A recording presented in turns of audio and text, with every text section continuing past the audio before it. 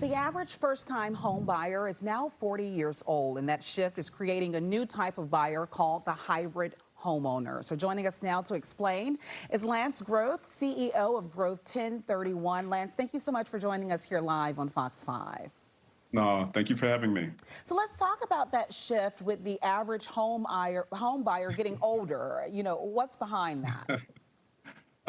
What's behind it is it's a lot more difficult to accumulate the capital to purchase a home. Purchase a home is a pretty significant capital investment. So before it used to be a bit easier for the average person to have that type of capital. But, given how things are and the cost of everything, people find it a bit more difficult to get that capital to purchase the homes they're looking for. Yeah, especially those down payments that can be astronomical. So when it comes to this hybrid idea of a homeowner, what does that mean?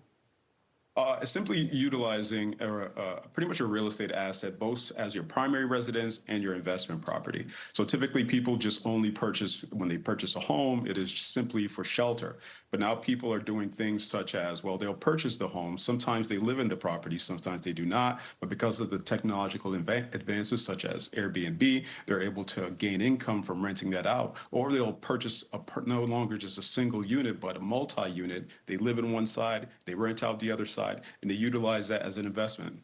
So how should you go by, I guess, researching and even evaluating good investment properties before you make that huge purchase?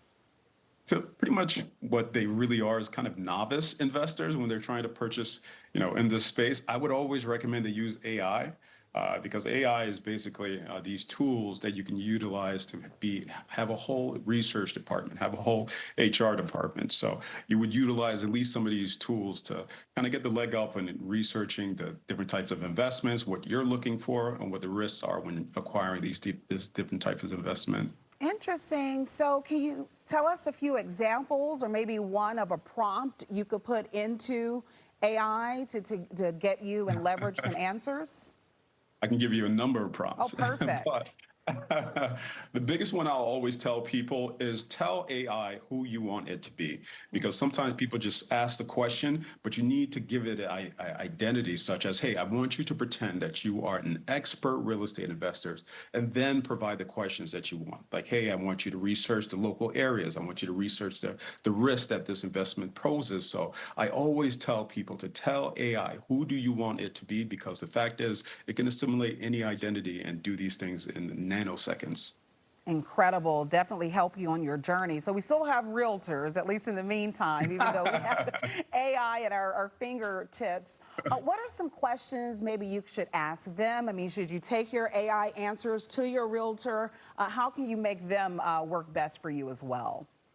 A lot of people use AI as a tool, but I try to stress to people you need to use it as either an assistant or something that augments your abilities. So don't cut your agent out, not entirely. But let's say your agent sends you their purchase agreement.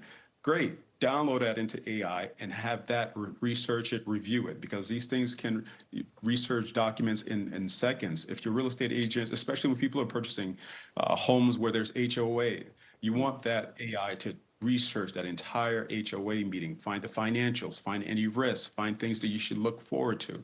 But you really want to, I really want to stress to people, don't ever just use this thing as a tool, but more so something to augment your abilities and more so as an assistant. So it isn't cut the agent out. It is no, add the AI into the conversation to help you kind of navigate these waters. Yeah, because there's no such thing as too much information, right? You can still get the information and decipher what works for you in due time.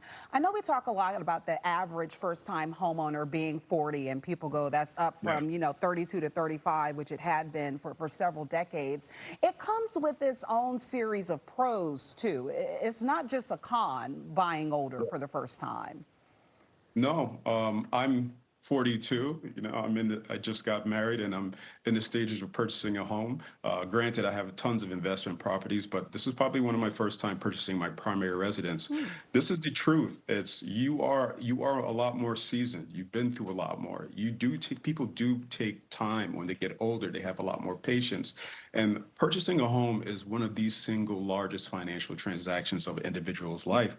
And oftentimes people rush that process. So there is some pros into being older. older, taking your time, being more seasoned, having more resources, not just financial, but having more resources in terms of your associates, experts who can help you in terms of dealing with this transaction. So you're right. There's a lot more pros when it comes to being older and doing this type of transaction. All right. Well, thank you so much, Lance, and congratulations on your nuptials. That's a big life moves and milestones happening for you there. But thank you for your expertise on hybrid homeowners and real estate. We certainly appreciate it.